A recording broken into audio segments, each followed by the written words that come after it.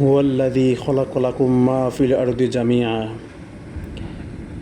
আল্লাহ পাক রব্বুল আলামিন বলেন, আমি যা কিছু সৃষ্টি করেছি তোমাদের জন্যই, তোমাদের উপকারের জন্যই। লজ্জাবতী গাছ, অনেক জায়গায় এটাকে লাজক উদ্ভিদ বলা হয়।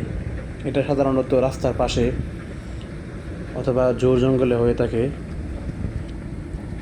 এটার অনেক উপকারিতা রয়েছে।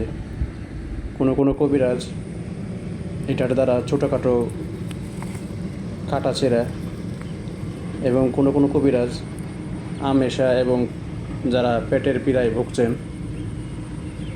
তাদের ঔষধ হিসেবে ব্যবহার করে। তবে যারা ঔষধ হিসেবে ব্যবহার করবেন অবশ্যই ডাক্তারের পরামর্শ নিয়েই করবেন। এই গাছকে লজ্জাবতী বলা হয় এই কারণ এই উদ্ভিদকে যখন স্পর্শ করা হয় তখন সে তার পাতাগুলোকে গুটিয়ে নেয়। কিছুক্ষণ পর আবার সেটা তার নিজ স্থানে ফিরে আসে, অথবা অতিরিক্ত ঝাঁকুনি খাওয়ার কারণে সে তার পাতাগুলিকে গুছিয়ে নেয়। এই কারণে তাকে লজ্জাবতী বলা হয়। তার সাধারণত দুই ধরনের ফুল হয়, গোলাপি এবং বেগুনি, যেটা দেখতে অনেক সুন্দর এবং মনে হয় যেন একটা কুয়াশার কুণ্ডলী। এটা যেহেতু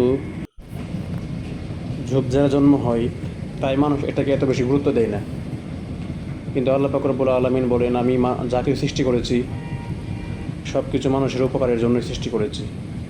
সুতরাং তার মধ্যেও কোনো না কোনো উপকারী গুণ থাকবেই।